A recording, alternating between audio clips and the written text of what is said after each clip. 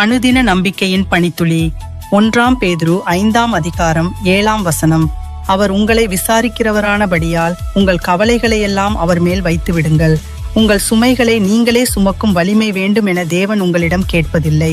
நட்சத்திரங்களை பெயர் சொல்லி அழைப்பவர் உங்கள் தேவைகளையும் அறிந்திருக்கிறார். உங்கள் அமைதியான ஜெபங்களை கேட்கிறார். மேலும் உங்கள் கவலைகளுக்கு நடுவே உங்களோடு இருக்கிறார்.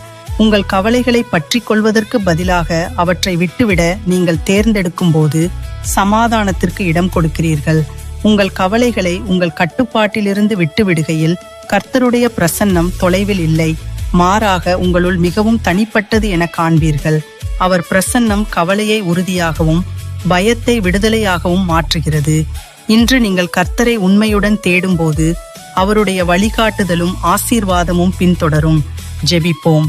அன்புள்ள ஆண்டவரே, நாங்கள் கேட்பதற்கு முன்பே எங்கள் தேவைகளை நீர் அறிந்திருப்பதற்காய் நன்றி. எம் ஜெபத்தை கேட்டு எம் எல்லா பிரச்சனைகளிலிருந்தும் விடுவிப்பதாக வாக்களித்ததற்கு நன்றி. எம் கவலையை உமது சமாதானமாக மாற்றி உமது பலத்தில் உண்மையுடன் வாழ உதவும். எப்போதும் எம்மை உமது அன்பில் தாங்கியிருப்பதற்காக உமக்கு நன்றி. ஆமேன். கர்த்தருக்குள் நீதியுடன் வாழுங்கள். அவர் உங்கள் ஜெபத்தை கேட்டு எல்லா துன்பங்களிலிருந்தும் உங்களை விடுவிப்பார். அடுத்த அனுதின நம்பிக்கையின் பணித்துளி வரை கர்த்தருக்குள் மகிழ்ச்சியாக இருங்கள்.